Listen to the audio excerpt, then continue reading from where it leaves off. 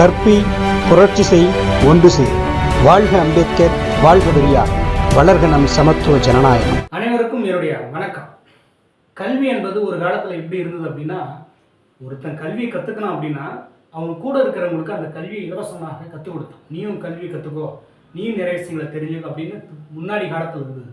ஆனால் இன்றைய காலகட்டத்தில் கல்வி என்பது மிகப்பெரிய ஒரு பொருளாதார நோக்கமாக, ஒரு வியாபாரமாக மாறிக்கொண்டிருப்பதை நம்ம எல்லாரும் பார்க்க முடியும்.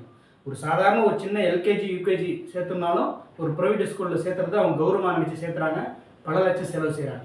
ஸோ இருந்தாலும் அவ்வளவு படிகளை தாண்டி, அதாவது குறிப்பாக ஒரு கிராமத்தில் இருக்கக்கூடிய மாணவன் ஒரு அரசு பள்ளியில் படிச்சிருப்பான், தமிழ் வழியில் படிச்சிருப்பான், படிச்சுட்டு ஏதோ தக்கி முக்கி படித்து 10வது 12வது முடிச்சு ஏதோ ஒரு டிகிரி சேர்ந்துட்டு வெளியே வரும்போது பொருளாதாரம் அவனுக்கு தேவை. அவனோட வீடு வந்து ரொம்ப வறுமையில் இருக்கும்.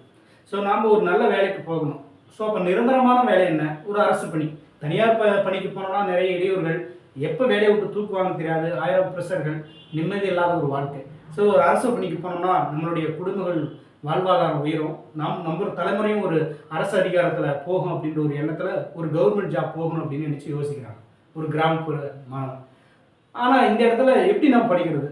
டிஎன்பிசி பற்றி அந்த அனுபவம் தெரியாது. குரூப் ஃபோர் தான் ஒரே ஒரு எக்ஸாம் எழுதி கிளியர் பண்ணி பாஸ் பண்ண முடியும். உண்மையாலுமே ஒரு கிராமத்தில் இருக்கக்கூடிய மாணவர்கள் குரூப் 2 குரூப் 1 எழுதி போகிறது வந்து ரொம்ப ரொம்ப கடினம். அது ஏதாவது 100ல் ஒருத்தர் தான் அந்த மாதிரி போக முடியும். அதுவும் அவங்களுக்கும் ஏதாவது சப்போர்ட் இருந்தால் மட்டும்தான், எந்த ப்ரெஷர் இல்லாமல் பிரச்சனைகள் இல்லாமல் அவங்களுக்கு சப்போர்ட் பண்ணுற ஆட்கள் இருந்தால் மட்டும்தான் அதுக்குண்டான முயற்சிகளை செஞ்சு அவங்க போக முடியும். ஆனால் நிறைய பிரச்சனைகள், கடன் பிரச்சனைகள், வறுமை பிரச்சனை, ஸோ எல்லா சூழ்நிலையும் தாண்டி ஒரு அரசு வேலைக்கு போகணும் அப்படின்னா ஒரு குரூப் 4 எக்ஸாம் தான் மெயின் ஃபோக்கஸ். ஒரே ஒரு எக்ஸாமு, சிங்கிள் எக்ஸாமு. நீங்கள் வீட்டிலேருந்து புக்ஸை படித்து நல்லா ஒரு ப்ரிப்பேர் பண்ணிட்டு போக கிளியர் பண்ணலாம். ஸோ அப்படி இருக்கும்போது அவனுக்கு எந்த ஒரு ஐடியாவும் தெரியாத ஒரு தனியார் பயிற்சி மையங்களை நாடலாம். ஒரு ப்ரைவேட் யூனிவர்சிட்டி போனோம்னா நம்மளுக்கு கைட் பண்ணுவாங்க அப்படின்ட்டு அவன் அதை எதிர்பார்ப்பான். ஏன்னா அவனுக்கு யாரும் சொல்லித்தரதுக்கு ஆட்கள் இருக்க மாட்டாங்க. அவனுடைய கிராமத்தில் அவன் தான் முதல் தலைமுறை பட்டதாரியாக இருக்கலாம். ஸோ டிஎன்பிஎஸ்சியில் அவன் தான் முதல்ல நுழையிற ஆட்களாக இருக்கலாம். ஸோ அவன் என்ன பண்ணுவான், அவனுக்கு என்னதான் இருந்தாலும், நம்ம என்னதான் 10th 12th காலேஜில் டேலண்டாக இருந்தாலும் கூடமே இந்த டிஎன்பிசின் போது அதுக்குன்னு தனி அனுபவம் தேவை. அனுபவம் வாய்ந்தவர்கள்கிட்ட சின்ன அறிவுரைகள், அவங்களுடைய கைடன்ஸ் இருந்தால் தான் கொஞ்சம் அது யூஸ்ஃபுல்லாக இருக்குன்றதுக்காக அவனுக்கு இல்லாததுனால தனியார் பயிற்சி மையங்களை நாடலாம். ஸோ அப்போ தனியார் பயிற்சி மையங்கள் என்ன பண்ணுறாங்க, இது தாண்டா சமயம், இது தாண்டா தங்களோட வாழ்க்கை அப்படின்ட்டு இந்த மாதிரி ஆட்களை பிடிச்சி அதன் மூலியமாக தங்களுடைய பொருளாதாரத்தை ஈட்டிக்கிறாங்க. ஸோ அதுதான் ஒவ்வொரு இன்ஸ்டியூட்டும் ஒரு குரூப் 4 எக்ஸாமு அந்த கோச்சிங் கொடுக்குறதுக்கு எவ்வளவு கட்டணங்கள் வசூல் செய்கிறாங்க அப்படின்றத தான் எழுதியிருக்கிறேன். இது நான் சொல்லலை, நம்மளுடைய மாணவர்கள், நம்மளுடைய டெஸ்ட் பேட்ச் மாணவர்கள் வாட்ஸ்அப் குரூப்பில் அவங்ககிட்ட கேட்டதுக்கு அந்த தரவுகள் அவங்க கொடுத்துருக்காங்க. சார் எங்கள் ஊரில் இந்த டேப் இன்ஸ்டியூட் வந்து அவினாசில் 24,000 வாங்குறாங்க சார், புதுக்கோட்டையில் 27,000 வாங்குறாங்க, வராண்டா ரேஸ் வந்து 19,000லேருந்து 30,000 வரைக்கும் வாங்குறாங்க. அதாவது வீக்கெண்ட் பேட்சாக இருந்தால் 19,000, ரெகுலர் பேட்சாக இருந்தால் 30,000, சுரேஷ் அகாடமி 10,000 வாங்குறாங்க அப்படின்னு சொல்லியிருக்காங்க. திண்டிவனத்தில் எந்த இன்ஸ்டியூட்னு தெளிவாக சொல்லலாம், ஆனால் 15,000 வாங்குறாங்க. பழனிலேயே ஒரு இன்ஸ்டியூட் 20,000 வாங்குறாங்க அப்படின்னு சொல்கிறாங்க. சார் இவ்வளோ அமௌண்ட்டை எங்களால் சாத்தியமே இல்லை சார், இவ்வளோ அமௌண்ட்டை கட்டி எங்களால் படிக்க முடியாது, எங்களுக்கு சாத்தியம் கிடையாது, சாதாரண ஒரு 500,000 கட்டுறது கஷ்டம் அப்படின்னு எத்தனை மாணவர்கள் புலம்புறாங்க. ஆனால் அவர்களுக்காக தான் நம்ம என்ன பண்ணுறோம். ஸோ இந்த மாதிரி மாணவன் வந்து கண்டிப்பாக ஒரு அரசு பணிக்கு போகணும்னா இதை பார்க்கும்போது பயந்துட்டு அவனுடைய கனவே தகர்த்துறதுக்கு வாய்ப்பு இருக்குல்ல.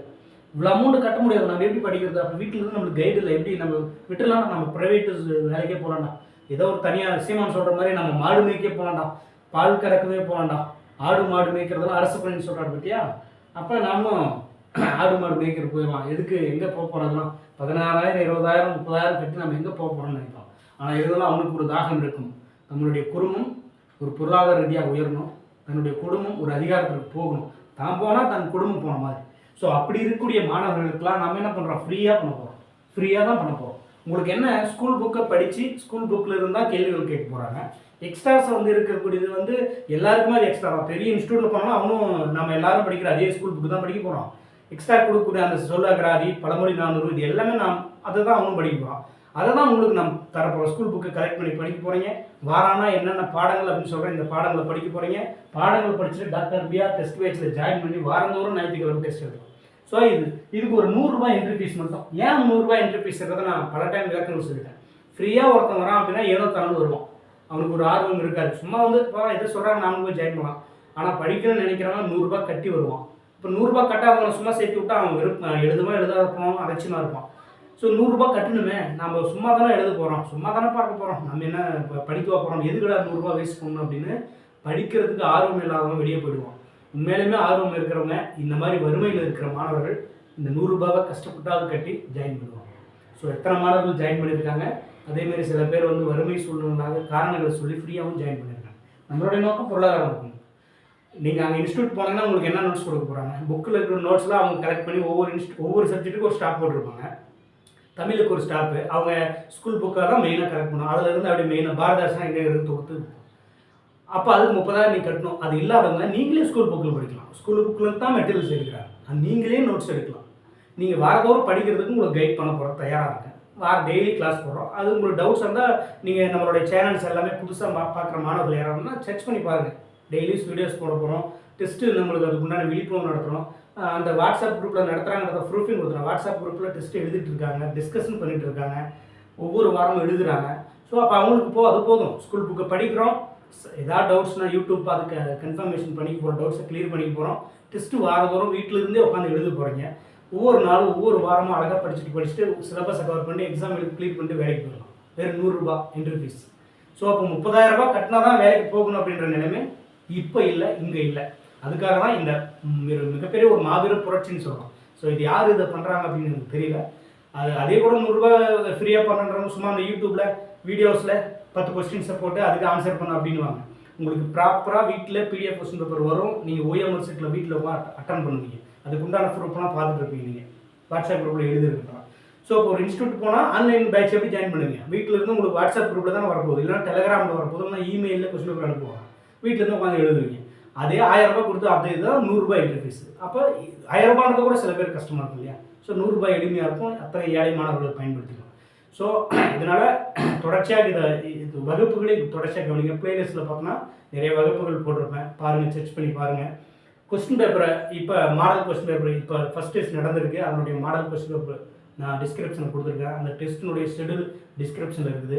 எக்ஸ்ட்ரா நோட்ஸு, எக்ஸ்ட்ரா மெட்டீரியல்ஸ் எல்லாமே டிஸ்கிரிப்ஷனில் இருக்குது. பார்த்துட்டு விருப்பம் உள்ள மாணவர்கள் இணைந்துக்கோங்க. உங்களுடைய நண்பர்கள், உங்களுடைய உறவினர்கள் யாராக இருந்தாலும் அவங்களுக்கு இதை தெரியப்படுத்துங்க. கஷ்டப்படுற பையன் பயன்படுத்திட்டு போகும். ஸோ அதுக்காக தான் அந்த முயற்சிகள்.